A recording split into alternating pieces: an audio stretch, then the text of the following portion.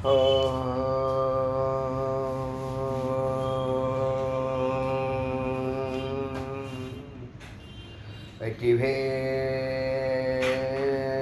முருகனுக்கு ரோஹரா. ஏக குரு ஸ்ரீ ஸ்கந்த குருவே நம. வந்தே குரு பரம்பரா. गुरु ब्रह्मा गुरु विष्णु गुरु देवो महेश्वरः गुरु साक्षात् परब्रह्म तस्मै श्री गुरुवे नमः. गुरुवे सर्वलोकानां विशेषे भवरोहिणः निधये सर्वविद्यानां श्री दक्षिणामूर्तये नमः. ॐ आप्यायन्तु ममाङ्गानि वाक्प्राणचक्षुः श्रोत्रं तो बलमिन्द्राणि च सर्वं ब्रह्मोपनिषत् माहं ब्रह्ममुपाकुर्यां मामा ब्रह्मं निराकरो अनिराकरणमे अस्तु व निराकरणमे अस्तु तदात्मानि निरतेय अविनशस्तु धर्मस्ते मयि सन्तु ते मयि सन्तु. ॐ शान्ति शान्ति. இன்னைக்கு மைத்ரேயி உபநிஷத்தில் 17வது மந்திரத்தை இருந்து ஆரம்பிக்கிறோம். இதில் இது வரைக்கும் நீங்கள் வேதத்தில் கேட்காத ஒரு வாக்கியம், 2 வாக்கியம் மிக ஸ்ட்ராங்காக சொல்லியிருக்கு. யார் பகுத்தறிவுன்னு சொல்லி வேதத்தை குறை சொல்கிறவங்களும் விமர்சனம் பண்ணுறவங்களுக்கும், இன்னொரு பக்கம் ஜாதி வெறி பிடிச்சி அலைகிறவங்களுக்கும் ஒரு சரியான பாடமாக இந்த உபனிஷத்தினுடைய வாக்கியம் மந்திரம் இருக்குது. என்ன அப்படின்னா, வர்ணாசிரமத்தை சொல்லுது, வளர்க்குது, ஜாதி மதத்தை தூண்டி விடுது. அப்படி இல்லைனா வேதத்தை சொல்லி சொல்லி இன உணர்வை தோண்டி ஒரு பகைமையை வளர்க்குறாங்க தொடர்ந்து. அது வேதம் அவங்க சொல்கிறதெல்லாம் ஸ்மிருதி, அது பூரணமாக நம்ம அடியன் படிக்கலை. அது என்ன தவறாக சொல்லியிருக்கா சரியாக சொல்லியிருக்கான்னு நான் சொல்ல வரல.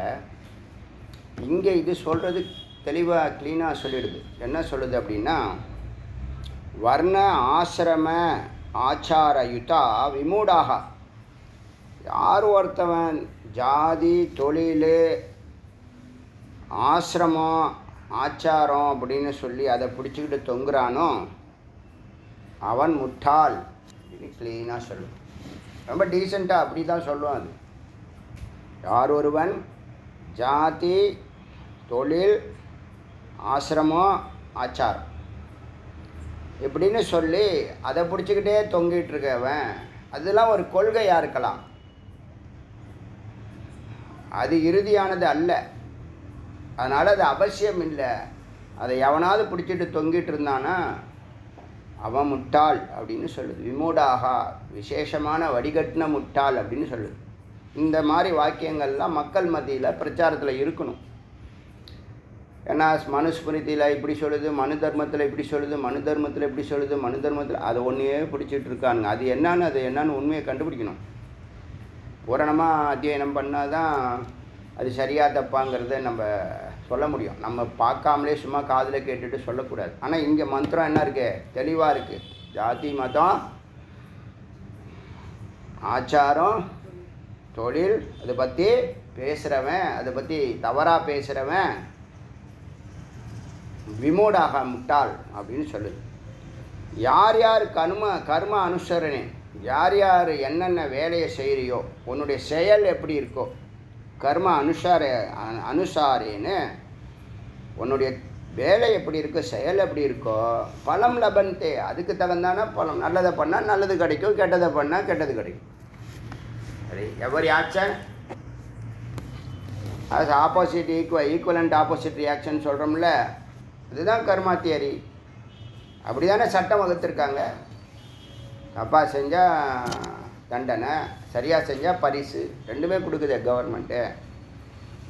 அதனால் இந்த வர்ணாசிரம ஆச்சர யுத்த விமூடாக, வர்ணாசிரமம் தொழில் ஆசிரமம்னா கிருகஸ்தம் வனப்பிரஸ்தம், இதெல்லாம் மனுஷன் படைத்தது. மனுஷன் எதுக்காக படிக்கிறான்னா ஒரு கேட்டகரியில் செக்ஷன் பண்ணனா தான் ஒரு அட்மின் பண்ண முடியும். ஒரு நிர்வாகம் பண்ணணும்னா செக்ரிகேஷன் அவசியம்தான். இப்போ எதுக்கு 8 குரூப்பு கவர்மெண்ட்டே பிரித்து வச்சுருக்கு. Class 1, class 2, class 3, class 4, class 5, எதுக்கு 8 குரூப்பு பிரித்து வச்சுருக்கு? அப்படி தான் நிர்வாகம் பண்ண முடியும். அதனால் யார் எப்படி வேலை செய்கிறானோ, எப்படி செயல்படுறானோ அதனுடைய பலனை லபந்தே பெறுகிறான். வர்ணாதி தர்ம பரித்யஜந்த, வர்ணா ஜாதி குலங்கிற பேச்சை விட்டு தொலைங்க.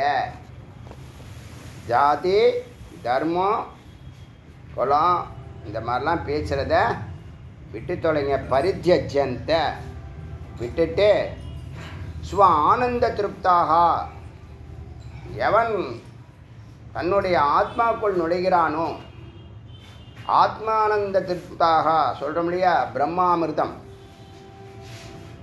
தீர்த்தம்னு சொன்னேன் இல்லையா, மானசரோவர் சொன்ன இல்லையா, அமிர்தம்னு சொன்னேன் இல்லையா, எவன் ஒருவன் அதை நோக்கி பயணிக்கிறானோ புருஷா பவந்தி, அவன் புருஷனாகிறான். புருஷன்னா வந்த வேலையை செய்து முடித்தவன். அது ஆணு பெண்ணு கணக்கில்லை. ஆண்மை அப்படின்னு சொன்னால், ஆண்மை அப்படின்னு சொன்னால் வெற்றியாளன்னு அர்த்தம், வேறு ஒன்றும் இல்லை. பெண்ணு வெற்றி அடைஞ்சாலும் ஆன்மா புருஷாதான், ஆண் வெற்றி அடைஞ்சாலும் புருஷாதான். புருஷங்கிற வார்த்தை பரம்பரில் குறிக்கிற வார்த்தை. புருஷார்த்தம்னு எதுக்கு வச்சாங்க? தர்மம், அர்த்தம், காமம், மோட்சப்படி வாழ்க்கையை வென்று எடுத்தவங்க புருஷா. புருஷனா ஆணை குறிக்குது, ஆணை குறிக்கல, வெற்றியாளர்களை குறிக்குது. புரியுதா? வெற்றியாளர்களை புருஷாங்கிற வார்த்தையை சொல்லுது. இதில் இவங்க மக்கள் இதை அப்படி எப்படி வேணால் மாற்றி மாற்றி பேசலாம். ஆனால் ஒரிஜினல் என்ன? தர்மத்தில் இருந்து பொருளை சம்பாதிச்சு உங்களுடைய விருப்பங்களை பூர்த்தி செய்துக்கிட்டு அதுக்கப்புறம் அதுலேருந்து நிவர்த்தி பண்ணி மோட்சத்துக்கு வந்துடணும். முக்திக்கும் மோட்சத்துக்கும் என்ன வித்தியாசம்? முக்தி என்பது வாழும்போது கவலையற்று பயம், துக்கம், குழப்பம், பதட்டம் என்னெல்லாம் நெகட்டிவ்ஸ் இருக்கோ அதெல்லாம் பாதிக்காமல் வாழ்கிற வாழ்க்கை ஜீவன் முக்த நிலை. அதுக்கு நம்ம சொன்னோம், இந்த 1400 ஆடியோ எவன் ஒருத்தன் கேட்குறானோ அவன் ஜீவன் முக்தனா நிச்சயமாக ஆகிடுவான். ஒரு பாயிண்ட்டு. மோட்சம்னா என்னன்னா, மரணத்துக்கு அப்புறம் சாலோகம், சாரூபம், சாமீபியம், சாயுஜ்யம்ங்கிற நிலையை கடந்து இறைவனோட 2 கலந்தவன் திரும்ப மாட்டான். இப்போ பரம்பொருள் அனுப்புவாங்க. இந்த 5 பொருளை சுவாமியை என்ன பண்ணுவாங்க? அட்மினா 5 பேரை அனுப்புகிறாங்க. யார் யார்? குரு, யோகிகள், சித்தர்கள், ஞானிகள், ரிஷிகள். இந்த 5 பேரும் இறைவன் கீழே இறக்கி விட்றாரு. அவதார புருஷர்கள். அவங்க பூர்ண ஞானத்தோடு மேலே இருக்கிறவங்க ஒரு சத்காரியத்துக்காக கீழே இறக்குவாங்க. கீழே இறங்கி வந்த வேலையை முடிச்சுட்டு கிளம்பிடுவாங்க. அவங்களுக்கு வயசு, காலம், நேரம், தூரம், பெருமை, புகழ் அதெல்லாம் ஒன்றும் கிடையாது. வருவாங்க, வேலையை முடிப்பாங்க, கிளம்பிட்டு மக்கள் கொண்டாடுவாங்க. மக்கள் எப்பயுமே என்ன பண்ணுவாங்க? மக்கள் தான் அங்கீகரிப்பாங்க முதல்ல. அதனால் புருஷாக அப்போ என்ன சொல்லுது பார்த்தீங்களா? வர்ணாசிரம ஆச்சர யுத்த விமூடாக. ஜாதி குலம் ஆச்சாரம் ஆசிரமம்னு சொல்லி அதை பிடிச்சிக்கிட்டு இருக்கிறவன் விமூடாக, முட்டாள். யார் எப்படி வேலை செய்கிறானோ அவன் அப்படி பலனை அனுபவிக்கிறான், எப்படி செயல்படுறானோ அப்படி பலனை அனுபவிக்கிறான்.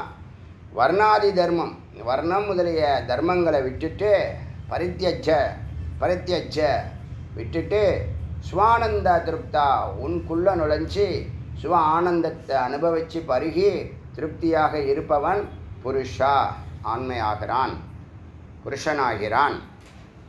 சரி, அடுத்த மந்திரம்.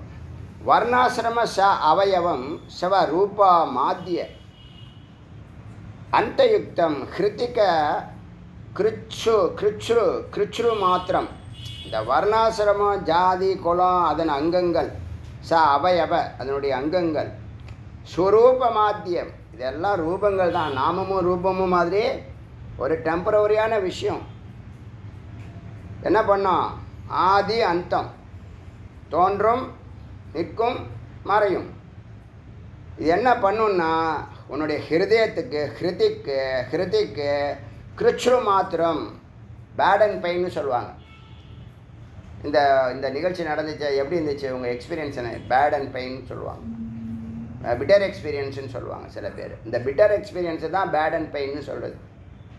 அதுதான் கிருச்சுருங்கிற வார்த்தை சம்ஸ்கிருதத்தில். கிருச்சுரு மனதுக்கு வலியை தரக்கூடியது, மனதுக்கு இருதயத்துக்கு துக்கத்தை கொடுக்கக்கூடியது. ஹிருதயத்துக்கு துக்கம் கொடுக்கறதுனால தான் அவன் என்ன போகிறான், அட்டாக்கில் போகிறான். யார் அடிக்கிறா? இவனே அடிச்சுக்கிறான்.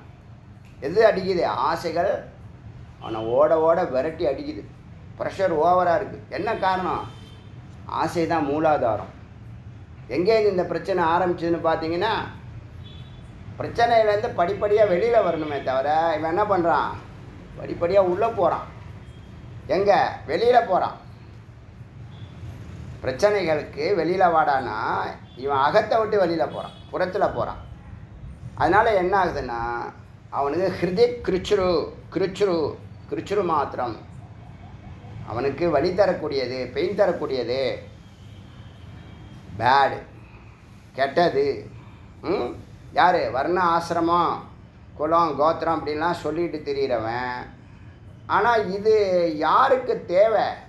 வேதத்துக்கு தேவை, வேதாந்திகளுக்கு கிடையாது. அதனால தான் வேதாந்திகள் என்னது, வேதாந்திகள் என்ன பண்ணுறான், இதெல்லாம் கடந்து நிற்கிறான். இப்போ இது வேதாந்தங்கிறதுனால அந்த தத்துவத்தையெல்லாம் உடைக்குது. வேதத்தை விட்டு நான் வெளியில் வரமாட்டேன், எனக்கு தேவைகள்லாம் பூஜை தந்துடும், யாகம் தந்துடும்னு நினச்சி செயல்படுறாங்க. சங்கரர் சொல்கிற வார்த்தை தான், சங்கரருடைய வார்த்தை. சங்கரர் அது தானாக சொல்கிற இந்த மாதிரி மந்திரங்கள் தான் சங்கரர் பாஷ்யத்தில் வெளிப்படுது. அவர் தன்னுடைய இதுலேயே குலம், கோத்திரம் அதெல்லாம் எனக்கு நான் இல்லை அப்படின்னு சொல்லுவார். ஒரு பெரிய பாட்டே இருக்குது. அது தனிப்பட்ட முறை, அது ஒரு பர்சனாலிட்டி. பாஷ்யம் எழுதும்போது பேசலாம், அதில் கவிதை எழுதலாம். ஆனால் மந்திரமே சொல்லுது. மந்திரமே நம்ம பேசுகிறதெல்லாம் ஒரிஜினல். கேட்டு இன்னொருத்த எக்ஸ்பிளைன் பண்ணினதை சொல்லலை, ஒரிஜினலையே படிக்கிறோம். புரியுதா? இப்போ வேதம், நீங்கள் வேதத்தை குறை சொல்ல முடியுமா? இனிமேல் வேதம் வந்து ஜாதி மதத்தை வளர்க்குதுங்கிறது அறியாமையில் பேசுகிற வார்த்தை. இதெல்லாம் படித்தாங்கன்னா வேதம் ஜாதி மதம் குலங்கோத்திரத்தை விட சொல்லுது, முட்டாள்னு சொல்லுது. அதனுடைய அங்கங்கள் எல்லாம் உன்னுடைய ஹிருதயத்துக்கு வழி தரக்கூடியது, பேடு, கெட்டதுன்னு சொல்லுது. உன்னுடைய ஹிருதயத்துக்கு ஆகாததுன்னு சொல்லுது. அது மட்டும் இல்லை, புத்திராதி தேக ஏஸ்வ அபிமான சூன்யம். என்னுடைய சொந்த மூணு வாசனை இருக்கு இல்லையா, 3 வாசனை. லோக வாசனா, இது என்னுடைய ஊர், இதை விட்டு நான் வெளியில் போனால் நான் வாழ முடியாதுன்னு நினைக்கிறோமா இல்லையா? ட்ரான்ஸ்ஃபர் பண்ணாலே அவங்களுக்கு பிடிக்க மாட்டுதே. ட்ரான்ஸ்ஃபர் பண்ணால் விட்டுட்டு போக மாட்டாங்க. ட்ரான்ஸ்ஃபரை நிறுத்துகிறம்பாங்க, வேண்டாம்பாங்க, மாற்றி எழுதி தருவாங்க, திரும்பி வரணும் சொல்கிறாங்க. என்ன காரணம்? பழக்கப்பட்ட முகம், பழக்கப்பட்ட ஆட்கள், பழக்கப்பட்ட இடங்கள் இருக்கிறதுனால கொஞ்சம் சேஃபாக அவங்க என்ன பண்ணுவாங்க, ஃபீல் பண்ணுறாங்க. அதனால என்ன பண்ணுறது, அது லோக்கம் வந்து நான் ட்ரான்ஸ்ஃபர் அதனால் அது மேலே பற்று வந்துடுது. ஆனால் சன்னியாசிகளுக்கு 3 நாளைக்கு மேலே ஒரு யாருக்கு, இந்த பரிவராஜக் சன்னியாசி நகர்ந்துக்கிட்டே இருப்பாங்க. ஒரு இடத்துல இருப்பாங்க, ஒரு பீடம் இருக்கும். இப்போ பெரியவங்க காஞ்சிபுரத்தில் தங்குறாருன்னா தங்குற சாஸ்வதமாக இருக்கிற இடம் அது. ஆனால் அவர் தங்க மாட்டார். என்ன பண்ணுவார், நாடு ஃபுல்லாக 2 முறையோ 3 முறையோ பயணிச்சிருக்கார். இந்தியா ஃபுல்லாக நடந்தே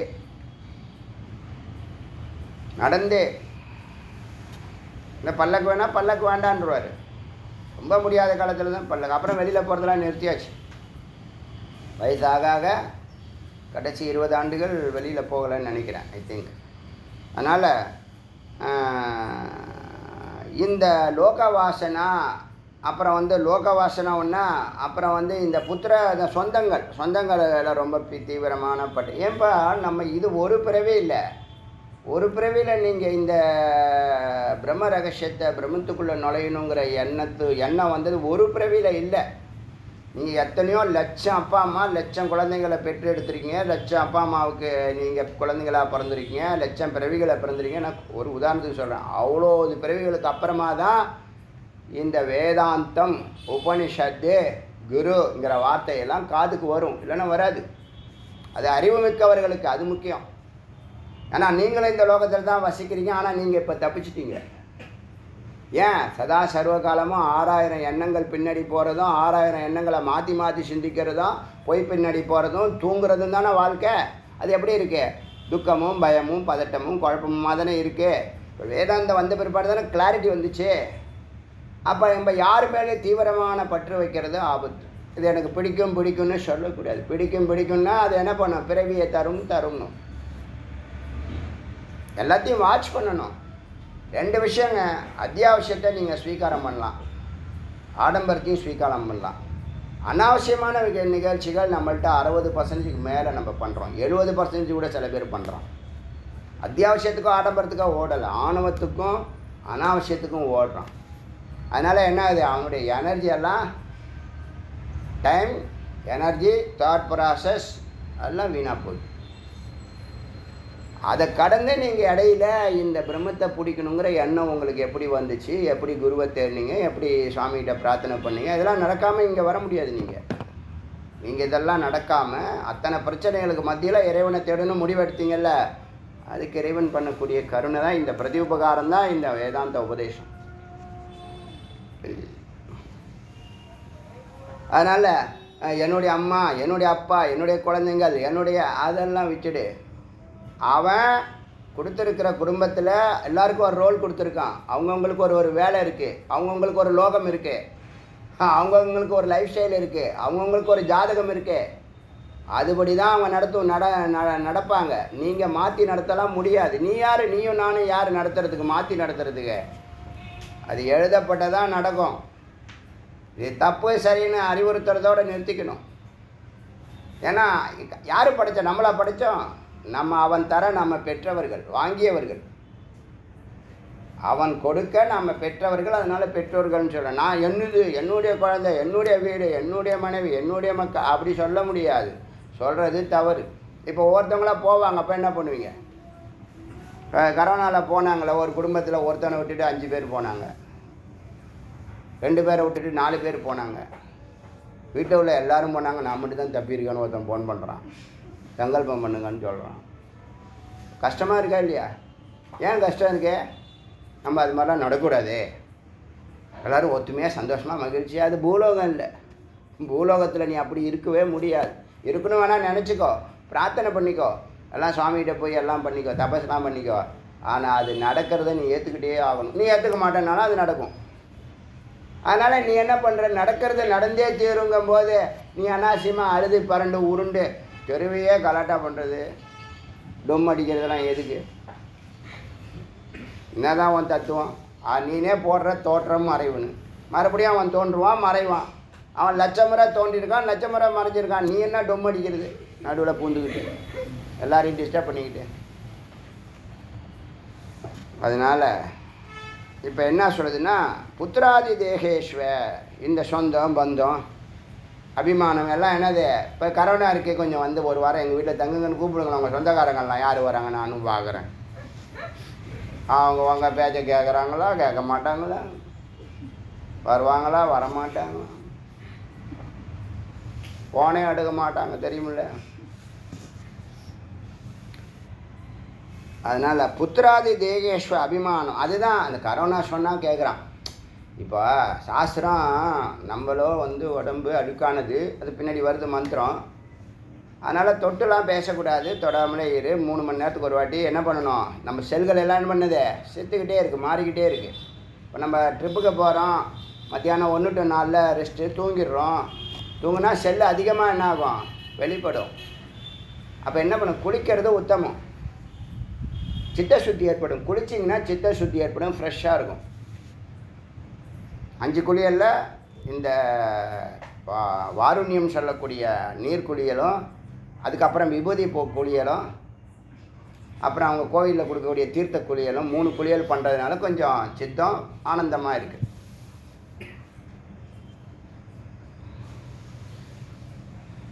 புத்திராதி தேகேஸ்வர அபிமானம் சூன்யம் பூத்வா, அதையெல்லாம் கொஞ்சம் விலைக்கு வச்சுக்கிட்டு, 1,00,000 அப்பா அம்மா வந்தாச்சு, 1,00,000 பேரண்ட் வந்தாச்சு, 1,00,000 குழந்தைங்க வந்தாச்சு, 1,00,000 ஊரில் வந்துட்டோம், வேலை மட்டும் ஒன்று தான் செய்கிறோம். நல்லா புரிஞ்சு, கடவுளையும் ஒன்று தான் வணங்குகிறோம், வேலை மட்டும் ஒன்று தான் செய்கிறோம். அதான் மாறாதது. பாக்கெல்லாம் மாறிக்கிட்டே இருக்கும். ஏன்னா என்னது, இது ஜீவன்னு பேர். ஜீவன்னா பயணம்னு அர்த்தம். ஒரு டார்கெட்டை நோக்கிய பயணம். அதில் 30 ஆண்டுகள் நீ வாழ்றியா, அதான் ஜீவன், வாழ்க்கை. உன் கூட உப்பாதிகளை சேர்த்து நீ பயணிக்கிறதுக்கு உனக்கு கால் வேணும், கை வேணும், பார்க்குறதுக்கு கண் வேணும். இதுக்காக இந்த பொறி புலன்கள்லாம் படைச்சு போட்டு வச்சுருக்கு. அதுக்கு என்ன வேலை நடத்தணும், வேலை வாங்குதா இல்லையா? எல்லோரும் வேலைக்காரன் தானே, வேலையை மறுக்க முடியுமா?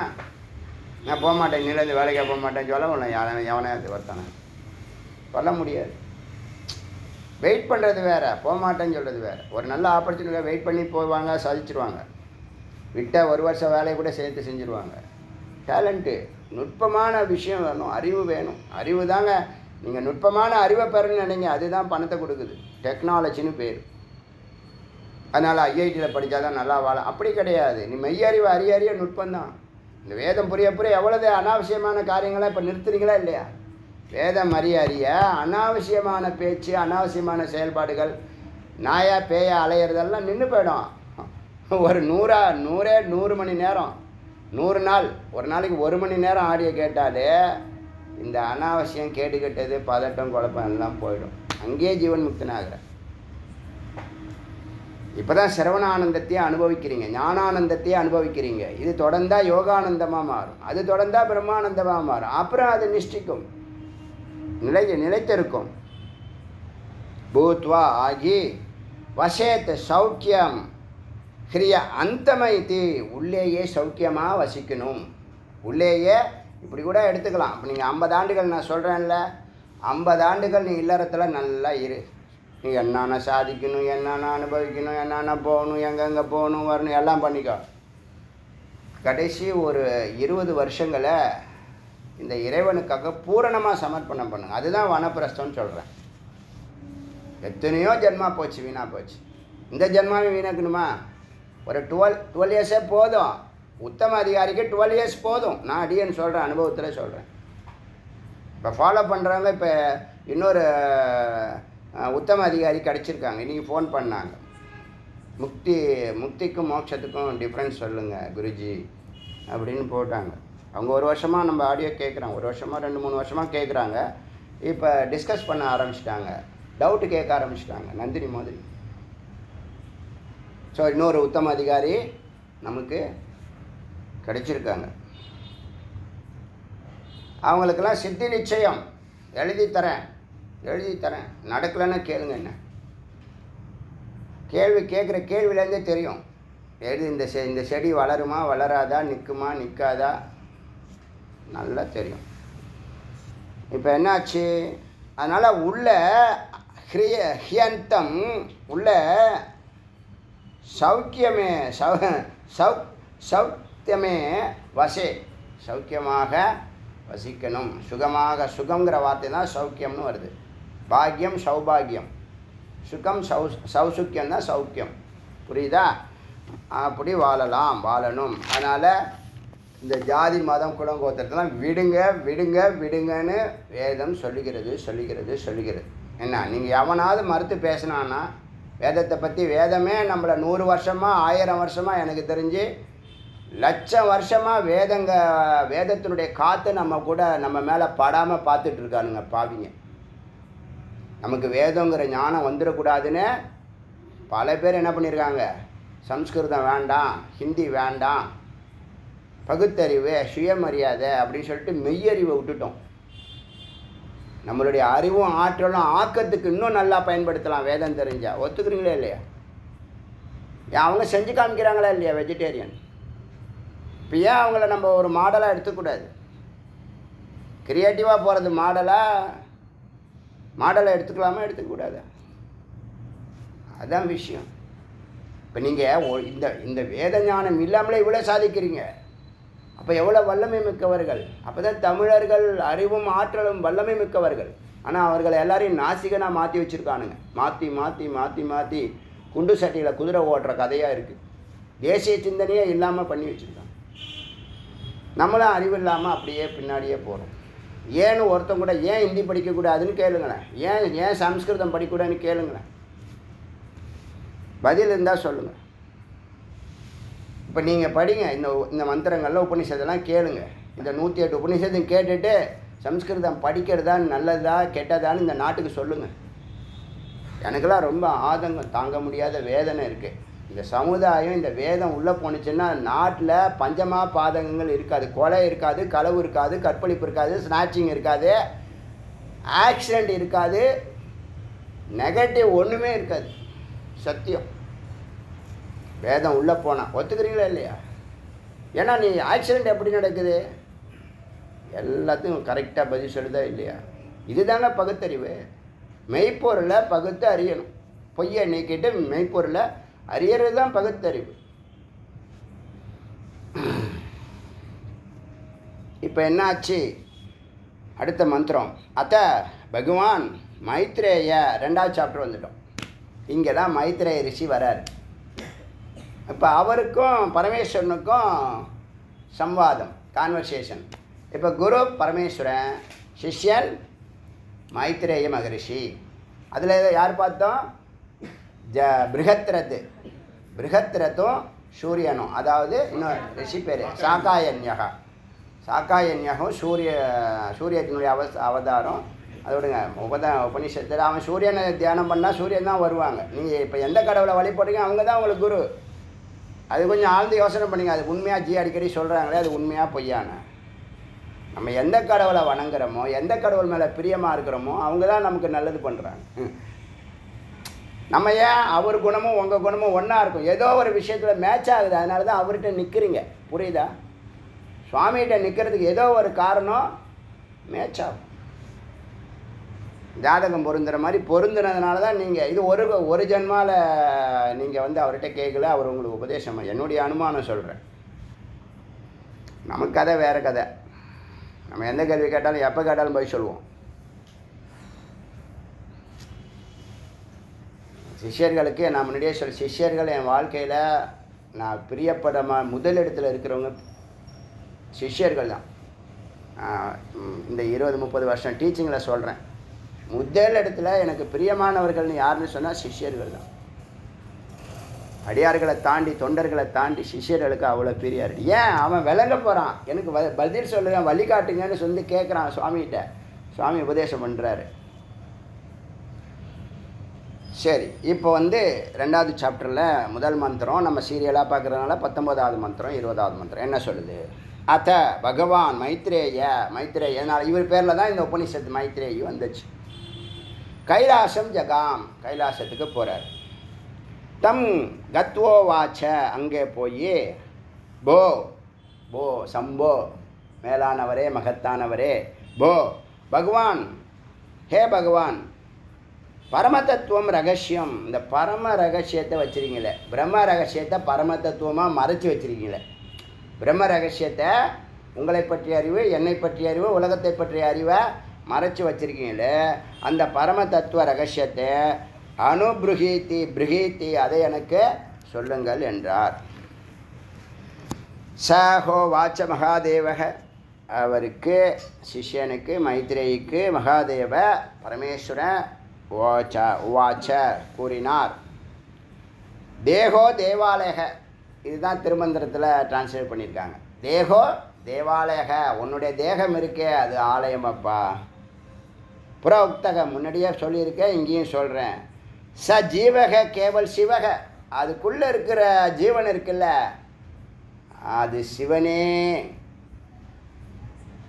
மகா வாக்கியம். இதை எழுதிங்க. காலையில் மந்திரத்தில் வருது, பூஜையில் வருது இந்த மந்திரம். ஆத்ம பூஜைன்னு பேர். நம்ம வந்து எந்த கடவுளை வணங்குறோமோ அந்த கடவுளாக நாம் என்ன ஆகணும்? மாறி ஆகணும். அதுக்காக அக்ஷதை என்ன பண்ணுவாங்க? தலையில் போடுவாங்க. தலையில் தானே போட்டுக்குவாங்க, புஷ்பம் கொஞ்சம் போட்டுக்குவாங்க. ஏன்? தன்னுடைய ஸ்தூல உடம்பு, சூக்ஷ்ம உடம்பு, காரண உடம்பு சுத்திகரணமாகி சோகம் பாவனை பூஜை எப்படி வரும்னா, தேகோ தேவாலய புரோக்தக ஜீவோ, சொல்கிறேன் அந்த மந்திரத்தை சொல்லிவிட்டு அப்புறம் உங்களுக்கு சொல்கிறேன். தேகோ தேவாலய புரோக்தக ச ஜீவோ சிவக சோகம் பாவன் பூஜை, அந்த பாகமாக அது நானாக ஆகி இந்த பூஜையை செய்கிறேன் அப்படின்னு அர்த்தம். நீங்கள் சொன்ன மாதிரி ஞானமும் பக்தியும் சேர்ந்தே வருது. சைட் பை சைடு உபதேசம் பண்ணுறாரு. ஆனால் இது மந்திரத்தில் பூஜை பண்ணுறவங்க இந்த அர்த்தம் பல பேர் புரியாமலே என்ன பண்ணுவாங்க? மந்திரங்களை கண்டினியூ பண்ணுவாங்க. அரியவர்கள் புரிந்து பண்ணுவாங்க. என்னுடைய வாழ்க்கையில் ஆரம்பத்துலேருந்து எந்த ஒரு சின்ன வார்த்தை கூட மீனிங் தெரியாமல் அடுத்த லைன் போகவே மாட்டேன். அது எத்தனை டிக்ஷனரி எங்கெங்கே எப்படியெல்லாம் தேடணுமோ எப்படியோ கிடச்சிரும், எப்படியோ கிடச்சிரும். இன்றைக்கி வரைக்கும் அந்த டவுட்டோட சொல்கிற ஒரு அர்த்தமே நமக்கு கிடையாது. க்ளீனாக தெரிஞ்சு சந்தோஷமாக நிறைவாக இருந்தால் தான் சொல்ல முடியும். அப்படி பார்த்தா நம்ம அர்த்தம் தெரிஞ்சு தான் என்ன பண்ணுறோம், பூஜை பண்ணுறோம். இப்போ என்ன சொல்லுது, தேகோ தேவாலயக சொல்கிறது பரமேஸ்வரன். யார்கிட்ட? மைத்ரேயிட்ட. தேகோ தேவாலயக எழுதிங்க. தேகமே ஆலயம்.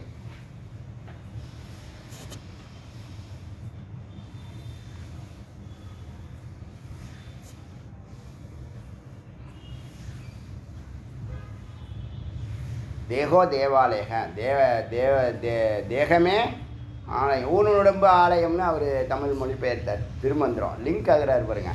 விவேக சூடாமணியும் திருமந்திரமும் ஒரே மாதிரி போயிட்டே இருக்கும். சங்கரரும் திருமூலரும் என்னாச்சு, தேகோ தேவாலயக புரோக்தக சொன்னபடி புரோக்த ச ஜீவக கேவல சிவக. அந்த ஜீவன் சிவனே, சிவன் மட்டுமே. கேவல சிவக கைவல்யம்னு சொல்லுவோம் இல்லையா, மட்டுமே, ஒன்லி சிவன். அந்த ஜீவன் இருக்க, அந்த ஜீவன் சிவனே, சிவன் மட்டுமே. உன்னுடைய உடம்பு கோவில், அதில் வசிக்கக்கூடிய உயிரானது சிவம் அப்படின்னு மந்திரமே சொல்லுது, க்ளீனாக சொல்லுது. யாரும் நம்ம நிறைய ஸ்தோத்திரம் படிப்போம், சூக்தம் படிப்போம், நிறைய பாடல்கள் படிப்போம், சம்ஸ்கிருதத்துலேயும் படிப்போம், தமிழ்லேயும் படிப்போம். ஆனால் மந்திரம் இருக்க அதுதான் ஒரிஜினல். அதை ஆதாரமாக வச்சு நம்ம என்ன பண்ணுறோம், நம்ம பக்திக்காக நம்மளுடைய பரமேஸ்வரனை, நம்ம இஷ்ட தெய்வத்தை என்ன பண்ணுறோம், வணங்குறோம். இப்போ அதுவே சொல்லுது, சிவமே சொல்லுது. சிவமே என்ன சொல்லுது, உன்னுடைய உடம்பு கோவில், அதில் வசிக்கக்கூடிய உயிர் சிவமே.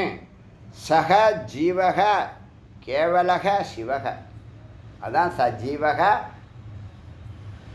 அப்படி மந்திரத்தில் வரும்போது தேகோ தேவாலயக புரோக்தக சஜீவோ சிவக திஜேத் நிர்மாலியம் சோகம் பாவனே பூஜேத். என்னுடைய உபாதிகளையெல்லாம் நான் நீக்கிட்டு அந்த பிரம்மஸ்வரூபமாக இருந்து இந்த பூஜையை செய்கிறேன் அப்படின்னு அர்த்தம். ஏன்னா நமக்கு ரொம்ப நாள் இந்த சரீரம், எனக்கு அந்த எண்ணம் இருந்துச்சு, இந்த உடம்பு கேடுகட்ட இந்த உடம்பு, இதில் நம்ம பூஜை பவித்திரமான பூஜையை பண்ணுறோமே, நமக்கு இன்னும் பூர்ணமான சுத்திகரணம் இல்லையே, புனிதமாக நடத்த வேண்டிய அதுக்கு தான் பவித்திரம் பேரானந்தம் சுபம்னு சொல்லுவேன். மனசுக்குள்ளே சொல்லுவேன், நேரடியாகவும் சொல்லுவேன். சங்கல்பத்துலேயும் வருது, சங்கல்பத்துலேயும் அதை சொல்கிறோம். எந்த அடியாருடைய எந்த அசுர சக்தியினுடைய குறுக்கீடும் இல்லாமல் இந்த பக்தி ஸ்ரத்தையோட பரம பிரீத்தியோட பவித்திரமாக பேரானந்தமாக நிறைவேறணும். பூஜை, உற்சவம், கும்பாபிஷேகம், யாகம், அன்னதானம், கலை நிகழ்ச்சிகள், ஐயப்ப பூஜை, ஐயப்ப சன்னதி இருக்குது, சங்கல்பத்தில் இருக்குது. அப்படி தான் வந்தார் அவர் தலைவர். திருமலை 10 வருஷம் அவர் தபஸ் பண்ணி, அப்படியே கூப்பிட்டோன்னே வரல தலைவர். சுவாமியே சரணம் ஐயப்பான்னு கூப்பிட்டோன்னே ஐயப்பா விக்கிரகம் வரல.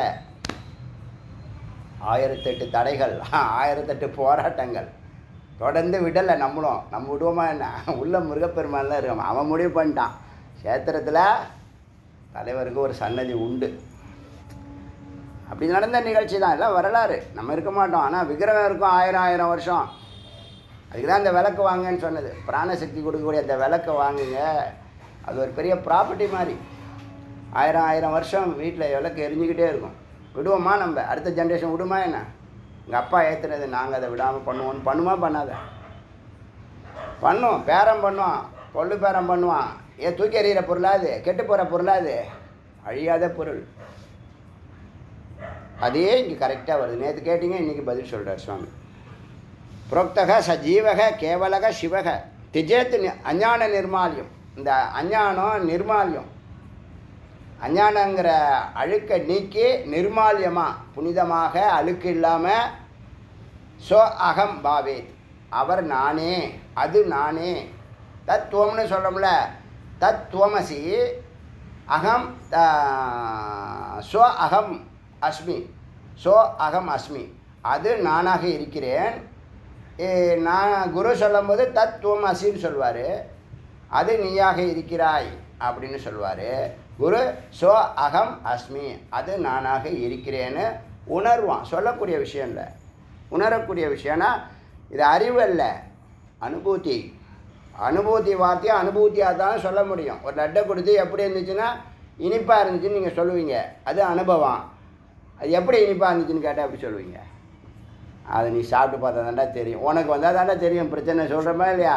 உனக்கு வந்தால் ரத்தம், எனக்கு வந்தால் தக்காளி ஜாமு அப்படி சொல்கிறோம்ல, அது மாதிரி. அச்சா தெஜேத் அஞ்ஞான நிர்மால்யம் ஷோ அகம்பாவேன்னு பூஜிக்கிறேன் அப்படின்னு பூஜிக்க வேண்டும் அப்படின்னு பரமேஸ்வர மைத்ரேய மகரிஷிக்கு இந்த உபதேசத்தை சொல்கிறார். இதுக்கு மேலே என்ன? பரமேஸ்வரன் சொல்லியாச்சு, உங்களுக்குள்ளே இருக்கிறது நான் தான், சிவன் தான். அப்போ நம்ம அதை அனுபவித்தோம்னா நமக்கு வல்லமை கூடுமா கூடாதா? ஆற்றல் பெருகுமா பெருகாதா? நல்லதை சாதிக்கணும்னு தோணுமா தோணாதா? இதனால் நஷ்டம் ஏதாவது இருக்குது? அகம்பிரமாஸ்மின்னு ஒருத்தன் உணர்றாயா, அதனால் நல்லது நடக்குமா கெட்டது நடக்குமா? நல்லது தான் நடக்கும். எல்லோரும் ஒன்று சண்டை போடாதுன்னு தானே சொல்லுது.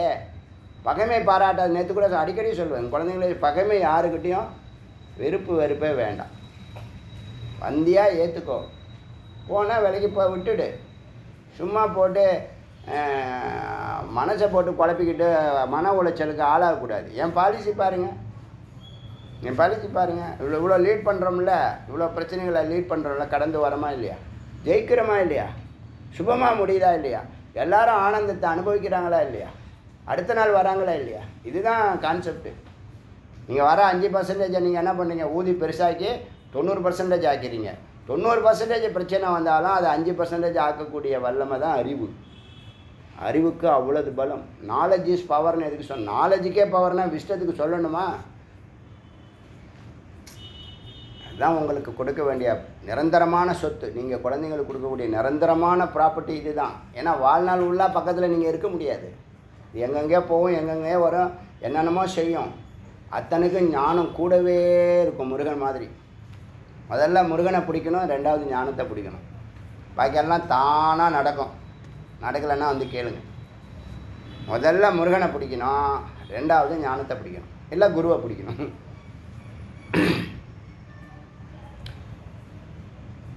அபேத தர்சனம், அபேத தர்சனம். அவங்க வேறு நான் வேறுன்னு வேறுபடுத்தி பார்க்குறல்ல, பேதம் பண்ணுறல. அந்த மாதிரி பேதத்தை விட்டுட்டு அபேதமா அத்வைதமா ஒன்று தான் எல்லாமா இருக்கே ஒத்துக்கிறோமா இல்லையா?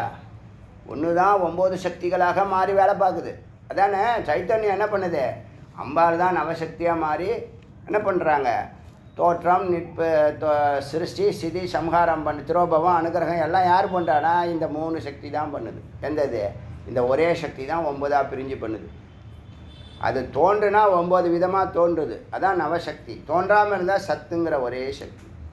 சிவம்ங்கிறது ஒன்று தான். சக்தி கோடி ஒன்று தான். தன்னை அப்படி பிரதிமாவாக பிம்பமாக காமிக்குது. ஒன்று சரஸ்வதியாகவும், ஒன்று லட்சுமியாகவும், ஒன்று அம்பாலாகவும் பிரித்து காமிக்குது. ஒன்று ஆடுது, ஒன்று அசையாமல் நிற்குது. அந்த அசையாமல் நிற்கிறத துருவம்னு சொல்லுவாங்க. பிரச்சனை வந்தால் அசையக்கூடாது, உட்காந்து அழுவக்கூடாது, உருண்டு பரலக்கூடாது, அறிவோடு யோசிக்கணும். Two nothing, say nothing, be nothing. சைலண்ட்டாக இருந்து காரியத்தை முடிக்கணும். சைலண்ட்டாக இருந்தால் தூங்கிடக்கூடாது. சைலண்ட்டாக இருக்கிறேன் சார், கீழே படுத்து தூங்குறான் சார், அவன் கிரிக்கெட்டுக்கு நமஸ்காரம் பண்ணுவார் அவர் பூமிக்கு. சார் அவன் தூங்குறான் சார், அவன் அப்படிவான், எழுப்பிடா அவனை அப்படிங்கிற மாதிரி வடிவேல் ஜோக்கு மாதிரி இருக்கக்கூடாது. அதனால் அபேத தர்சனம் வரும், அது ஞானம். அப்பா இந்த உலகத்தில் எல்லாம் ஒன்று தானா? ஒன்று தான் இத்தனை ரூபங்களில் சுற்றின்னு இருக்கா? சரி போ. நம்ம யாரை பார்க்கணும்? உடம்பை பார்க்கக்கூடாது, உயிரை பார்க்கணும். உடம்பு பல்விதமாக இருக்கும், மனசு பல்விதமாக இருக்கும், பலவிதமாக இருக்கும். உடம்பு பலவிதமாக இருக்கும், பேச்சு அறிவு பலவிதமாக இருக்கும். உயிர் ஒன்றாக இருக்கிறது. அதான் இங்கே சொல்ல வருது. நாம் உயிரைத்தான் பார்க்கணும். ஏன்னா நீங்கள் பார்க்குற உடம்பு என்ன பண்ணும்? மாறி போயிடும். மாறி போயிடுமா? மாறுதா இல்லையா? மாறிக்கிட்டே இருக்கா இல்லையா? மாறி இந்த உலகத்தில் மாறாத ஒன்று எதுன்னா மாற்றம். பகவத்கீதையில் இந்த மூணு பிரம்மசூத்திரம், உபனிஷத்து, பிரஸ்தானத்திரயம்னு சொல்கிறோம் இல்லையா? ஞானிகள் சொன்ன இந்த 3 புத்தகம் கண்டிப்பாக ஒருத்தன் படிக்கணும். இதனுடைய சாரம்தான் அது. இந்த மூணுலேயும் உள்ள விஷயங்களை ஒன்றில் எழுதியிருக்காரு. அதை சொல்கிறது யார்? கடவுளே சொல்கிறார். பெண்களில் அழகாக இருக்கிறவன் நான் தான், ஆண்களில் சாமர்த்தியமாக இருக்கிறத நான் தாங்கிறார். உங்களுக்குன்னு ஒன்றுமே கிடையாது, சொல்கிறத செய்யணும். நீலாம் எக்யூப்மெண்ட்ஸ், கருவிகள். இந்த உலகத்தில் நறுமண பொருளாக இருக்கிறது நான் தான். அப்போ துர்நாற்றமாக இருக்கிறது யார்? அதுவும் அவர் தான். நம்ம நறுமணத்தை ஏற்றுக்கிறோம், துர்நாற்றத்தை என்ன பண்ணுறோம்? மறுக்கிறோம். அது கூட அது ரெண்டுமே இதுதான் ராகத்வேஷம்னு சொல்கிறது. வேறுபாடு பார்க்காது. அப்படி பார்க்காத ஒரு நிலை உனக்கு வந்துச்சுன்னா அங்கே தான் சமத்துவம் வரும். ஏழை பணக்காரன், இந்த ஜாதி தாந்த ஜாதி, ஆண் பெண்ணுன்னு வேதம் பார்க்காதுன்னா ஞானம் வந்துருச்சுன்னு அர்த்தம். அது பேர் ஞானம். அது தொடர்ந்தால் தியானம்.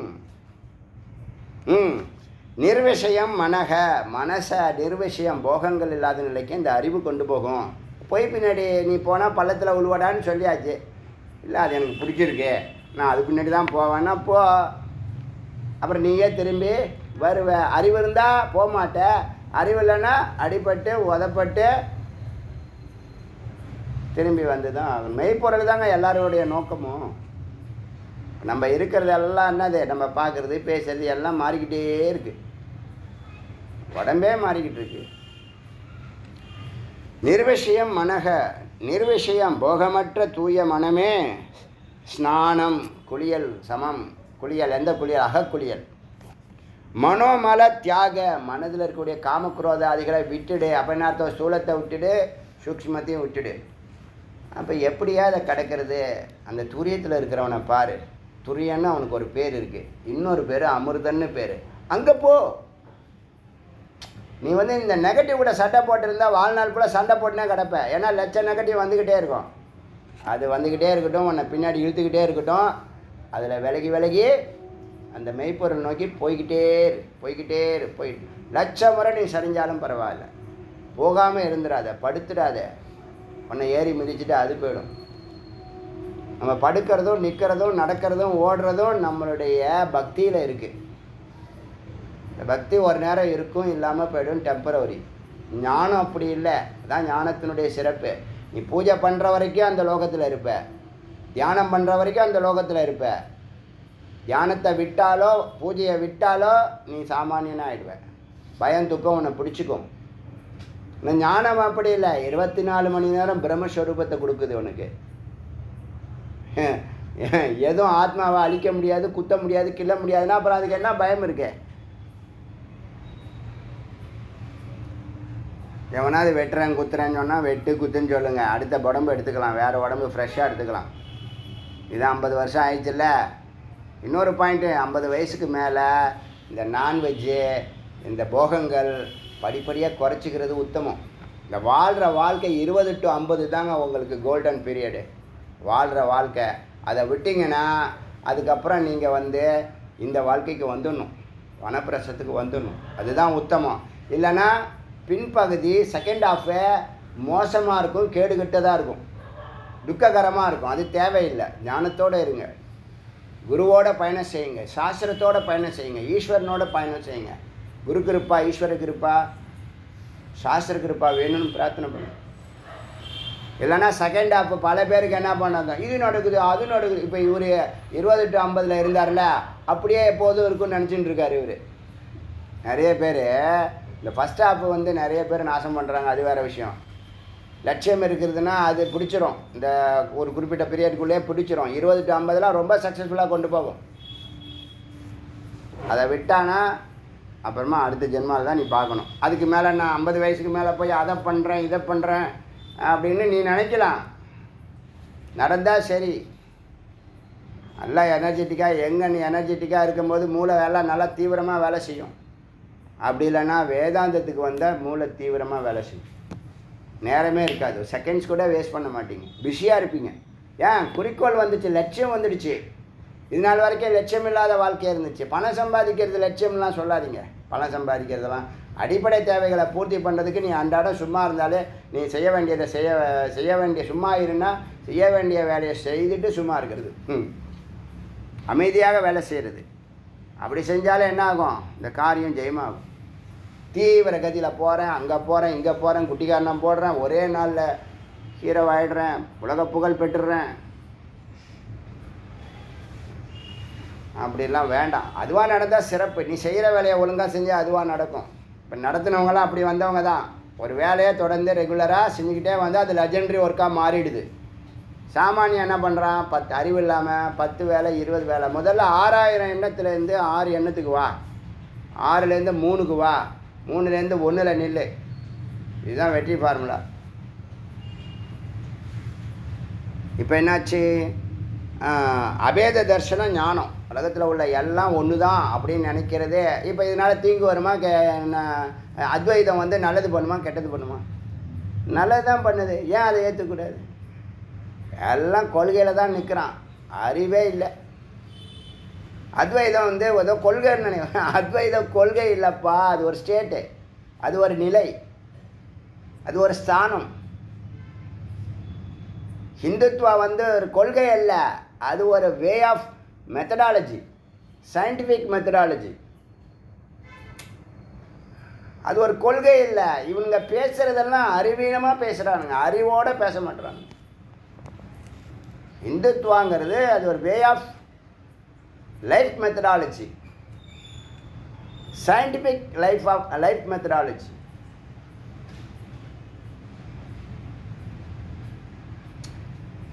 கேட்குறவன் என்ன, உடனே இன உணர்வை தூண்டி, முதல்ல மொழி உணர்வை தூண்டிடுறது, ரெண்டாவது இன உணர்வை தூண்டி விடுறது, அப்புறம் பகைமையை தொடர்ந்து வளர்க்குறது. இதெல்லாம் மகா பாவம். இப்போ புரியுதா? தமிழர்கள் வேதத்திலேருந்து வஞ்சிக்கப்பட்டிருக்காங்க. என்னுடைய கருத்து, பர்சனல் கருத்து. ஞானத்திலேருந்து வஞ்சிக்கப்பட்டிருக்காங்க. ஒரு ஸ்க்ரீனை போட்டாச்சு, யார் போட்டாங்களோ, இவங்க தான் போட்டாங்க, அது சரி தப்புலாம் சொல்ல வரல. வஞ்சிக்கப்பட்டிருக்காங்கங்கிறது உண்மை. அதனால தான் இப்போ எல்லாத்தையும் தமிழ் பண்ணிட்டு இருக்காரு சுவாமி. சம்ஸ்கிருதத்துலேருந்து எல்லாத்தையும் தமிழ் பண்ணுறாரா இல்லையா? யாருக்காக பண்ணுறாரு? படிக்க மாட்டான், நம்ம ஆளுங்க படிக்க மாட்டான். அதனால தான் பேசுகிறாரு. எழுதி வச்சா தமிழ் பண்ணி எழுதி வைக்கிறேன்னு வச்சுங்க, படிப்பானா? அது சான்ஸ்கிரிட் இருக்குது, அதனால் நான் வரமாட்டேன். ஒருத்தன் சொன்னான்ல, எப்படி மனசு மைண்டு ஒன்றுமே தெரியாது, சான்ஸ்கிரிட் பற்றி ஒன்றுமே தெரியாது. உலக நாடுகள் பாராட்டுது. பழமையான மொழிகளில் சான்ஸ்கிரிட்டும் இருக்குது. எங்கே இருக்குன்னா முதலிடத்தில் இருக்குது. ஏன்னா ரிக்வேதம் தான் உலகத்தின் பழமையான வேதம், புத்தகம்னு எல்லோரும் ஒத்துக்கிறான். எல்லா நாடுகளும் ஒத்துக்குச்சு. எல்லாம் தமிழ், எல்லாம் இங்கிலீஷ் பண்ணிட்டான். நம்ம தமிழ் பண்ணல. இந்த நாட்டுக்குள்ளே மற்ற ஸ்டேட்டுக்குள்ளே தமிழ் பண்ணலை. மற்ற மொழிகளில் பண்ணியிருக்காங்களோ என்னவோ தெரியாது எனக்கு. சரி, அப்போ என்னாச்சு? அபேத தர்சனம் ஞானம். இரண்டாக நினைக்கிறது இல்லாமல் ஒன்றாக நினைக்கிறது ஞானம். அது தொடர்ந்தா தியானம். மனசு சுத்தமாக இருந்தால், போகம் இல்லாமல் இருந்தால் ஸ்நானம்.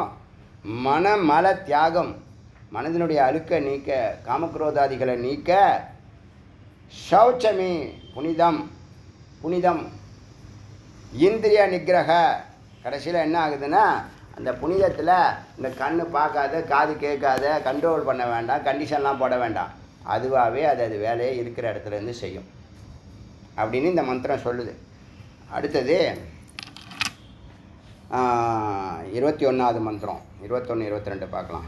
பிரம்ம அமிர்தம். முதல் வார்த்தையை அறம் செய்ய விரும்பே, ஆறுவது சினம், இயல்வது கரவேல், ஈவது விளக்கேல், உடையது விளம்பேல், ஊக்கமது கைவிடேல், எண்ணெழுத்து இகழேல், ஏற்பது இகழ்ச்சி, ஐயமிட்டு உன், ஒப்புரவு ஒழுகு, ஓதுவது ஒளியேல்.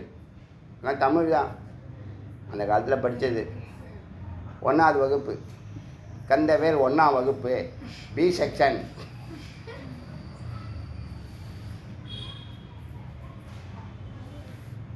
என்ன அர்த்தம்? அது அந்த வார்த்தை 2 வார்த்தையில் அவையார் எழுதினது ஆத்திச்சூடி. அதே மாதிரி மந்திரத்தில் இருக்குது. பிரம்மா அமிர்தம் பிபேத், தர்மம் சர, சத்தியம் வத. 2 வார்த்தையில் வரும். மகத்தான வாக்கியமாக இருக்கும். மகத்தான வாக்கியம் மகா வாக்கியம்னு எதுக்கு? நிறைய பெரிய நீண்ட லைனு, பெரிய வார்த்தை கிடையாது. அது மகத்தான வளர்ச்சியை உங்களுக்குள்ளே ஏற்படுத்தும். வாழ்நாள் ஃபுல்லாக சில வார்த்தைகளை என்னால் மறக்கவே முடியாது. இந்த 6, 7லலாம் அந்த சம்ஸ்கிருத இது படித்தேன் பாருங்கள், பகவத்கீதை தமிழில் வந்து லிப்கோ பதிப்புன்னு ஒன்று. அந்த காலத்தில் 5 ரூபா தான், மஞ்சள் கலரில் அட்டை போட்டிருப்பான். பெருமாள் ரதத்தில் உட்காந்துருப்பார் சாரதியாக, ஒருத்தன் சோகமாக ஒருத்தன் நிற்பான் பக்கத்தில். யார் அது? அர்ஜுனன். அந்த ஃபோட்டோ இன்னும் மனசில் பதிஞ்சு அடிக்கடி படிப்பேன் 6 மாதத்துக்கு 2 டைம் படிச்சிருவேன். அது மாதிரி பிடிச்சது, ரொம்ப பிடிச்சது. இது எதுக்கு இப்போ சொல்ல வந்தோன்னா,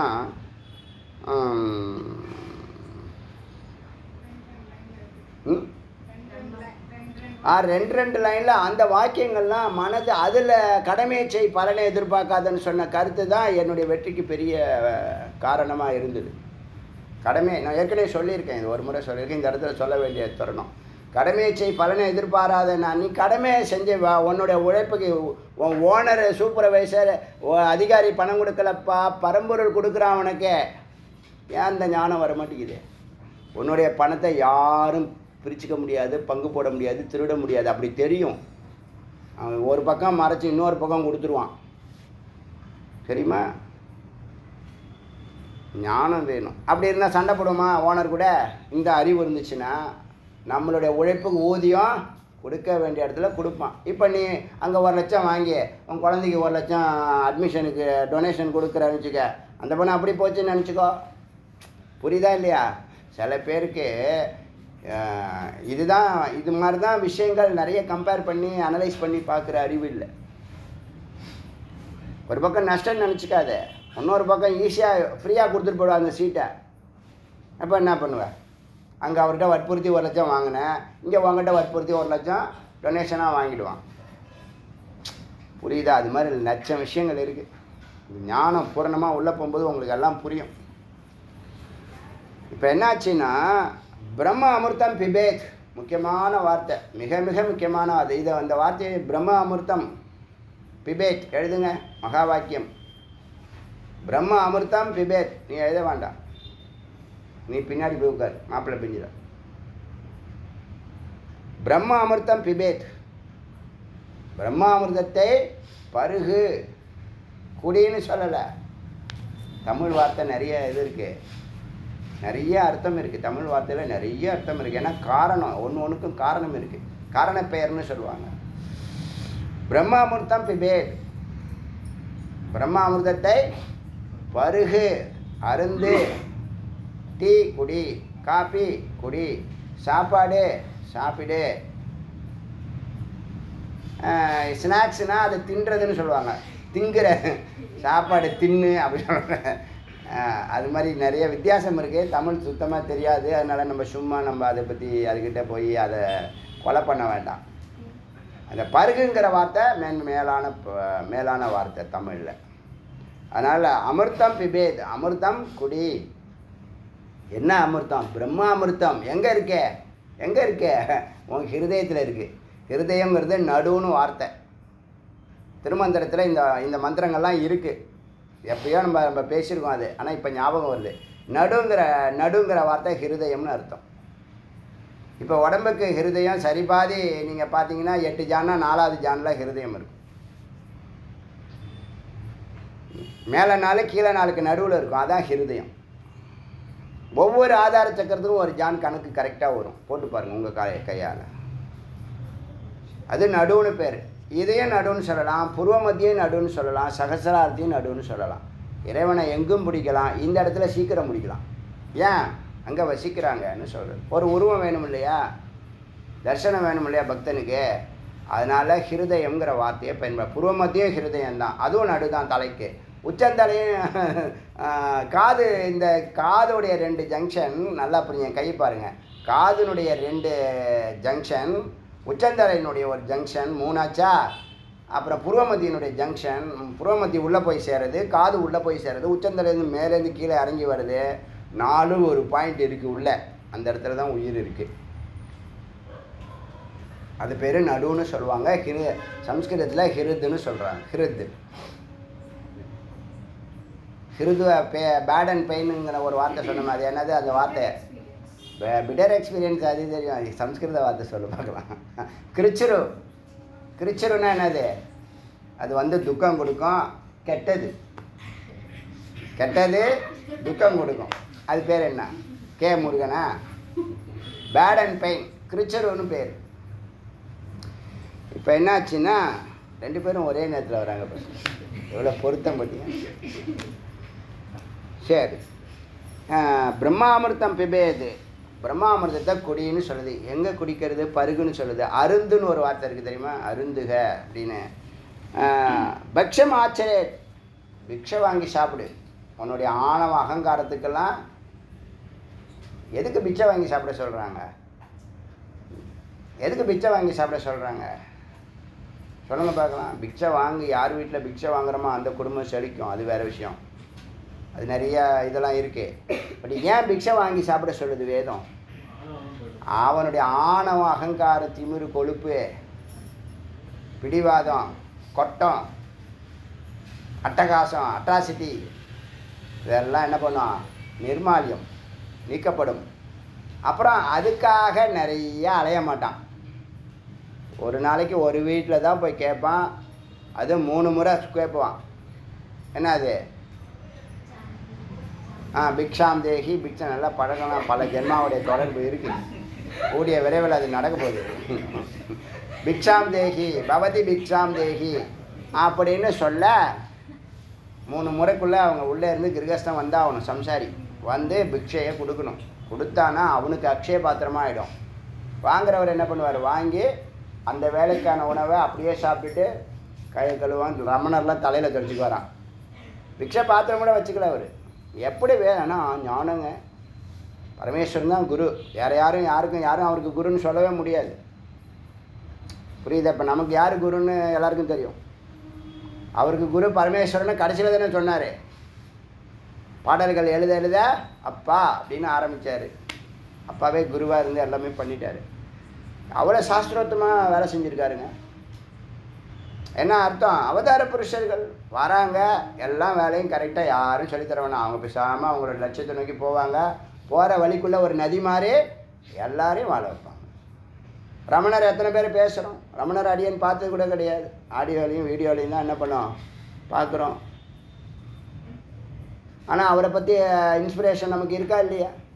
அப்துல் கலாம் இன்ஸ்பிரேஷன் இருக்கா இல்லையா? இது மாதிரி தான் அவங்க சொல்லாமலே இப்போ நம்ம இந்த கவிதையெல்லாம் எழுதி போடுறோம்ல குரூப்பில், அதை சில பேர் அந்த கவிதையை வச்சு தான் திங்கிங் ப்ராசஸ் நல்லா இருக்குஜி, நான் அது மாதிரி எழுதுவேஞ்சின்னு சொல்கிறாங்க. சிறப்பாக இல்லையா? அவங்களுடைய புத்தி தத்துவத்தை என்ன பண்ணுது? ஒரு வார்த்தை பல அர்த்தங்களை கொடுக்கறது சாமானிய விஷயம் இல்லை. ஞானத்தில் பிறக்கிறது அதெல்லாம். ஞானத்தில் பிறக்கிறது அது. அப்போ என்னது? இன்ஸ்பிரேஷனாக இருக்கா இல்லையா? ராஜகோபுரம், குமரகுண்டம் ராஜகோபுரம் 10 கோயிலுக்கு தூண்டு சக்தியாக இருந்துச்சா இல்லையா? ஒத்துக்கிறீங்களே? அடியேன்னு ஒத்துக்கிறேன், எனக்கு தெரியும். சரி, பக்ஷம் எதுக்கு வாங்க சொல்லுதுன்னா, அதுக்காக நீ என்ன பண்ண மாட்டேன்? நிறைய நேரத்தை வீணடிக்க மாட்டேன். இப்போ அதுக்காக நிறைய நேரம் ஆணாக இருக்கட்டும் பெண்ணாக இருக்கட்டும், அதை சமைக்கிறது, அந்த அவரைக்காவை வெட்டுறது, அந்த டொக்குன்னு சத்தம் கேட்கும். அவரைக்காய் வெட்டுறது, பீன்ஸை வெட்டுறது, வெண்டைக்காவை வெட்டுறது, சுண்டைக்காவை வெட்டுறது, வாழ்நாள் ஃபுல்லாக அதானே வேலை. அதில் 4 மணி நேரம் 5 மணி நேரம் போகுது அவர் நாளைக்கு. இது பெண்ணுக்கு. அதை வாங்கிட்டு வர்றதுக்கு அவர் 8 மணி நேரம் 16 மணி நேரம் அவர் செலவு பண்ணுறாரா இல்லையா?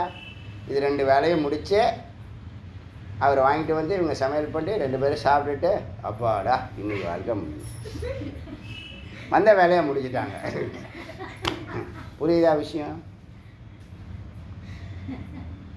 எவ்வளோ நேரம் எதுக்கு போகுது பார்த்தீங்கல்ல? சாமான் துலக்கணும், துணி துவைக்கணும், அவங்க கதை. இவங்க என்ன பண்ணணும்? வண்டியை எடுக்கணும், ப்ராக்டிக்கலாக வெளியில் போகணும், இல்லை ஆஃபீஸில் எழுதணும், அந்த பெஞ்சை தேய்க்கணும், அந்த டீ கடையில் அந்த அழுக்கு கிளாஸில் டீ குடிச்சே ஆகணும்.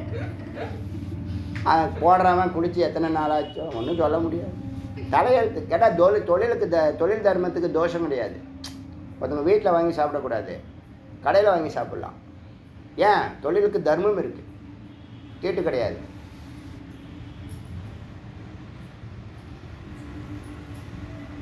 பக்ஷம் ஆச்சரேத் ஹர க்ஷணே வசேத் ஏகாந்திகோ ஏகாந்தமா தனிமையில் வசி. ஒன்று போதும். ஏகாந்தங்கிற வார்த்தை எழுதிருக்கீங்களா? ஏகாந்தம் வைதிகம் எழுதிருக்கீங்களா? வைதிகம்னா என்ன? வேதம் சொல்கிறபடி இனி என் வாழ்க்கையை அமைப்பேன். சத்துவகுணம்னா என்ன? வெஜிடேரியன் சொன்னோம்ல, என்ன அது சத்துவகுணம்? சத்துவகுணமாக மாறிக்கோ அப்படின்னா என்ன அர்த்தம்? சாந்த குணத்துக்கு வா. இவ்வளோ நாள் மாடாக வளர்ந்துட்ட, யந்திரமாக வளர்ந்துட்ட. ஆடு மாடாக வாழ்கிறது தமோ குணம், யந்திரமாக வாழ்கிறது ரஜோகுணம். எப்போ பார்த்தாலும் வேலைன்னு தெரியுதில்ல. நிறைய நேரம் வேலை செஞ்சால் நிறைய பணம் வரும்னு நினைக்கிறான். தப்பு தப்பு தப்பு. அறிவோட 2 மணி நேரம் வேலை செஞ்சாலும் 8 மணி நேரம் வேலைக்கான காரியத்தை செய்து முடிக்க முடியும் செய்து கொண்டிருக்கிறார்கள். அறிவையே பயன்படுத்தாமல் உடம்பையே பயன்படுத்தியிருந்தோம்னா கடைக்கு போயிடுறது. இப்போல்லாம் ஃபோன் பண்ணாலே வருதா இல்லையா? அதுக்கே நீட்டாக இதை வெயிட் பண்ணிக்கிட்டு இருக்கேன். ஒரு கதைக்கு சொல்கிறேன். காய்கறி கூட வீட்டுக்கு கொண்டாந்து கொடுத்துருவாங்க. மளிகைச்சாமா வீட்டுக்கு வந்து நீ என்ன பண்ணுற? நான் வேடிக்கை பார்க்கணும், கடையில் போய் எல்லா ஃப்ளோர்லையும் எல்லாத்தையும் பார்க்கணும். சூப்பர் ஸ்டோர் எங்களுக்காக தான் திறந்துருக்கான், டைம் பாஸிங்னு போகிறீங்க. அது உங்கள் தலையெழுத்து. ஏன்னா உனக்கு வேலை வெட்டி இல்லை. என்ன விசாரமாக பண்ண போகிற, தியானமாக பண்ண போகிற, பூஜையாக பண்ண போகிற, ஒரு மண்ணாங்கட்டியும் கிடையாது. எப்போ பார்த்தாலும் வெளியில் போகணும். வெளியில் என்னங்க இருக்குது நான் கேட்குறேன். வெளியில் என்ன இருக்குது? வெளியில் என்ன இருக்குதுன்னு கேட்குறேன். 50 வருஷமாக நீ என்னத்தை பார்த்த? வெளியில் மண்ணாங்கட்டியும் பார்த்துருக்க மாட்டேன். உள்ளே போ, 1000 விஷயம் இருக்குது. ஒன்று தான் 1000மாக இருக்குதுன்னு தெரியும். முதல்ல அறிவு இருக்குங்கிறதே தெரியும். வெளியில் என்ன இருக்க? நான் இப்போ கேட்குற கேள்வி பதில் சொல்ல முடியாது. 50 வருஷமாக வெளியிலே சுற்றிட்டு இருக்க, என்ன பண்ண சொல்லு? ஒரு மண்ணாங்கட்டியும் கிடையாது. உள்ளே போ, 12 வருஷம் சிரவணம் பண்ணு, 12 வருஷம் ஏகாந்தமாக உக்காரு. இல்லை எனக்கு அவ்வளோ நேரம் இல்லை, இந்த 12 வருஷத்தில் சிரவணம் பண்ணு, ஏகாந்தமாக உக்காரு. 8 மணி நேரம் வேலையை விட்டுட்டு 8 மணி நேரம் வேலையை செய்யணும், 8 மணி நேரம் தூங்கணும். பாக்கி 8 மணி நேரத்தை நீ பயன்படுத்துறது உனக்கு அறிவில்லை. நீ ஏதோ ஒரு காரணம் சொல்லுவா, அதை நாங்கள் ஏற்றுக்க மாட்டோம். அறிவில்லாதவன் தான் காரணம் சொல்வான். ஏன்டா ஜெயிக்கலைன்னா அதுக்கு இந்த காரணம், அந்த காரணம், அந்த காரணம், அந்த காரணம், அந்த ஏன்டா கிளாஸுக்கு லேட்னா அந்த காரணம், அந்த காரணம், அந்த காரணம், அந்த காரணம். எந்த காரணம் இல்லைன்னா இவனே வெளியில் கிளம்பி எங்கேயாவது போயிட்டு லேட்டாக அப்படி வருது சொல்கிறானா இல்லையா? ஆணு பெண்ணு எல்லாம் அப்படி தானே இருக்குங்க.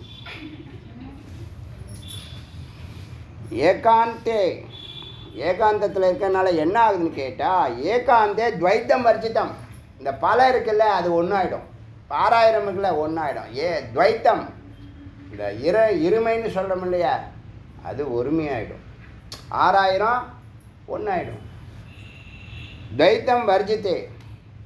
பிரம்மாமிர்தம் பிபேதுன்னு சொன்னிச்சா, துவைத்தம் வர்ஜித்தே. வேறுபாடு பார்க்காத, 2 கிடையாது, 1 தான் இருக்குது.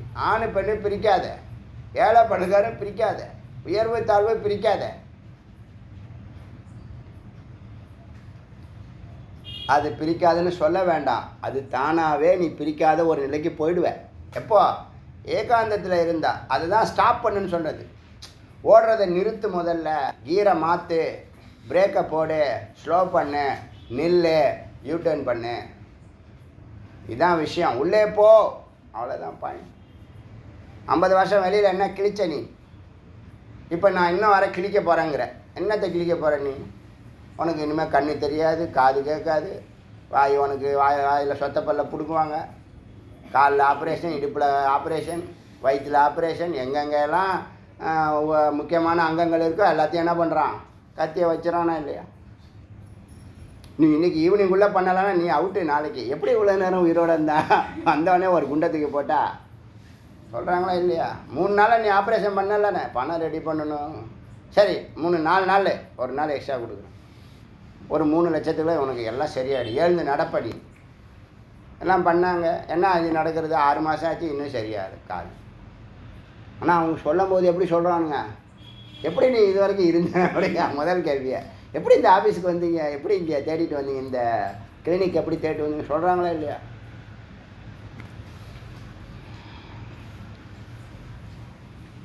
துவைத்தம் வர்ஜித்தே. ஏகாந்தம் என்ன பண்ணும்? துவைத்தத்தை வர்ஜிக்கும். இத்து ஏவம் ஆச்சரியத்தை. இப்படி தபஸ் செய்பவன் தீமான் ஞானி. ச ஏவம் முக்தி ஆப்னுதே. முக்தியை அடைகிறான். ஏகாந்தத்தில் இருக்கிறவனுக்கு, ஏகாந்தம் போயிட்டான்னு வச்சுங்க, அப்படியே சொன்னல, தியானம் வந்துட்டாலே அவனுக்கு முக்தி நிச்சயம் மேன்மையான பிறப்பு தான், கீழான பிறவி கிடையாதுன்னு இருக்குது, ஒரு லைன் இருக்குது. புரோமதிக்கு வந்துட்டானாலே அவனுக்கு மேன்மை தான். தியானத்துக்கு போயிட்டான், தியானத்தை சிரவணம் பண்ணுறான், தியானிக்கிறான், நிதித்தியாசனம் பண்ணுறான்னாலே மேலான பிறவி தான். அப்படி சொல்ல. சரி, ஜாத்தம் மிருத்தம் இமம் தேகம். இந்த தேகம் இருக்க ஜாத்தம் பிறக்கும், மிருத்தம் செத்து போகும். மாதா பித்ரு மலாத்மகம், அப்பா அம்மா சேர்க்கையினால் கிடைச்ச மலம் நிறைந்த உடம்பு இந்த உடம்பு. சுக துக்க ஆலயம், எப்போ பார்த்தாலும் சுகம் இல்லை துக்கம், அதுக்கு ஆலயமாக இந்த உடம்பு இருக்குது. அவரே இந்த உடம்பு ஆலயம், அதில் இருக்கிறது பிரம்மன்னு சொல்கிறார், சிவம்னு சொல்கிறார் பரமேஸ்வரன். யாருக்கு? மைத்திரை மகரிஷிக்கு. இவன் எப்படி இருக்கான்? சுக துக்க ஆலயமாக வச்சுருக்கான். இது இன்னும் சில பேர் நாத்தம் பிடிச்ச குப்பை தொட்டியாக வச்சுருக்கான். என்ன உள்ள காமம், குரோதம், லோபம், மதம், ஆச்சரியம், சந்தேகம், பயம், கவலை எல்லாத்தையும் உள்ளே போட்டு வச்சுருக்கானா இல்லையா? இவனாக போட்டு வச்சுருக்கான். ஏன்?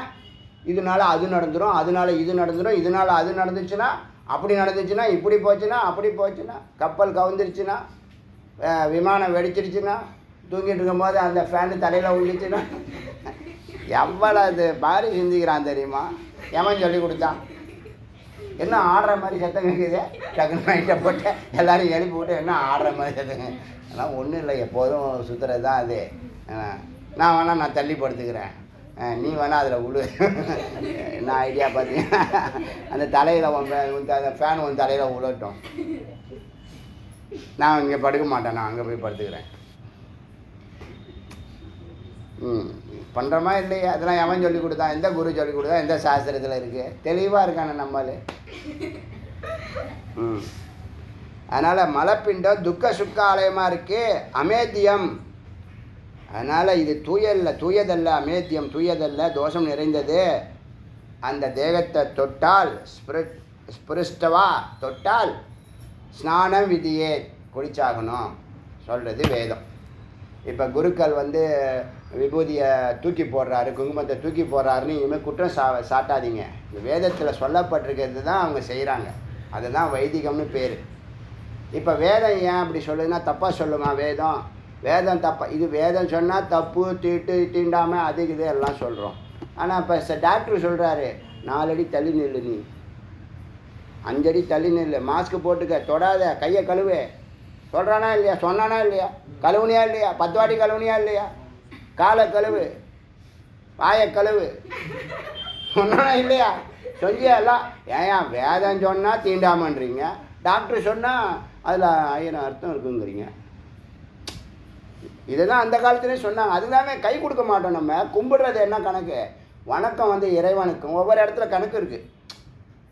இறைவனை உச்சியில் கும்பிடணும், குருவை நெத்திக்கு நேராக கும்பிடணும், சாமானியர்களை ஹிருதயத்தில் கும்பிடணும் அப்படின்னு இருக்கா இல்லையா? 3 விதமான கும்பிடு இருக்குது. டாக்டர் சொன்னால் அது சயின்ஸு, அது கேட்டே ஆகணும், இல்லை செத்து போயிடுவேன். வேதம் சொன்னால் அது தீண்டாமையை சொல்லுது, அந்த வேதம் தொடக்கூடாதுன்னு சொல்லுது, தொட்டா குளிக்கணும்னு சொல்லுது. ஏன் 2-3 மணி நேரத்தில் செல்லு மாறிக்கிட்டே இருக்குப்பா, செத்துக்கிட்டே இருக்கு. நீ அப்படிலாம் குளிக்க முடியலன்னு ஒரு வாட்டியாவது குளிரான்னு அதுக்கு தான் சொல்லுது. தூங்குனேன், நைட்டு ஃபுல்லாக தூங்குனேன். சில பேர் 2 பேர் குளிக்கிறாங்க, அப்படி குளித்தா உடனே ஆச்சாரம் அனுஷ்டானம் அப்படி சொல்கிறாங்கன்னு இவன் சொல்கிறான். யார்? ரொம்ப அறிவுஜீவி, அதிபுத்திசாலி சொல்கிறான். நம்ம அதை கேட்குறோம். அதனால் சாதாரணமாகவே யாரையும் தொடக்கூடாது. ஏன்? செல்கள் சயின்டிஃபிக்காக பாக்டீரியா வைரஸை உற்பத்தி பண்ணிக்கிட்டே இருக்கும். நம்ம வயிறு இருக்க, the stomach is a factory of பாக்டீரியான்னு ஒரு லைன் இருக்குது. உடம்புல கண்டதையும் நீ போட்டுக்கிட்டே இருந்தீங்கன்னா அது புழு பூச்சி வைரஸ் பாக்டீரியாவை தயார் பண்ணி விட்டுக்கிட்டே இருக்கும்.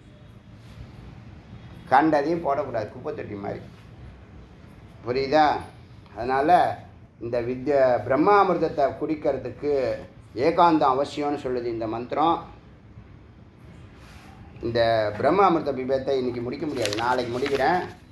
இது வரைக்கும் இருக்கட்டும். அருணாச்சல சிவ அருணாச்சல சிவ அருணாச்சல சிவ அருணாச்சல அருணாச்சல சிவ அருணாச்சல சிவ அருணாச்சல சிவ அருணாச்சல அருணாச்சல சிவ அருணாச்சல சிவ அருணாச்சல சிவ அருணாச்சல ஜிவேல் முருகனுக்கரோ